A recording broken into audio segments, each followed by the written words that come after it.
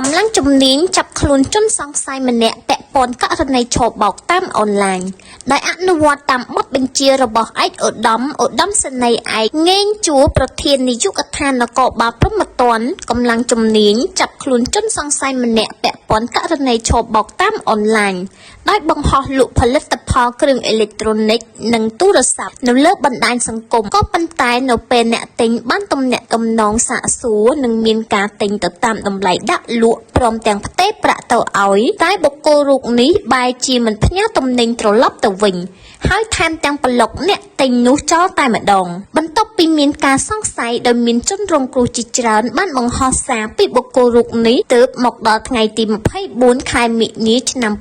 2025កងកម្លាំងជំនាញនាយកដ្ឋាននគរបាលព្រហ្មទណ្ឌបានធ្វើការស្រាវជ្រាវនិងឈានដល់ការចាប់ឃាត់ខ្លួនបុរសរូបនេះតែម្ដងជនសង្ស័យរូបនេះមានឈ្មោះពៅច័ន្ទវណ្ណៈអាយុ42ឆ្នាំស្នាក់នៅសង្កាត់ក្របីរៀលក្រុងសៀមរាបខេត្តសៀមរាបបច្ចុប្បន្នស្នាក់នៅផ្ទះជួលក្រោយស្តាតចាស់ម្ដុំមន្ទីរពេទ្យគុណភបុប្ផាខេត្តសៀមរាបនិងបានប្រើប្រាស់ Facebook Page ឈ្មោះ Modern Phone Shop ដោយផ្អែកតាមចម្លើយសារភាពជនសង្ស័យរូបនេះបានទទួលស្គាល់ថាខ្លួនពិតជាបានប្រព្រឹត្តអំពើឆបោកតាមអនឡាញជាច្រើនលើកច្រើនសារពិតប្រាកដមែនផុសតាងដែលសមត្ថកិច្ចជំនាញរកឃើញនៅក្នុង Facebook Page ជននេះបានប្លុកជនរងគ្រោះជាច្រើនអ្នកក្រោមរូបភាពដូចគ្នាគឺទទួលបានប្រាក់ហើយមិនផ្ញើទំនិញត្រឡប់ទៅវិញបច្ចុប្បន្នជនសង្ស័យត្រូវបានកម្លាំងជំនាញនាយកដ្ឋាននគរបាលព្រហ្មទណ្ឌបញ្ជូនទៅកាន់សាលាដំបងរាជធានីភ្នំពេញដើម្បីចាត់ការបន្តទៅតាមនីតិវិធីច្បាប់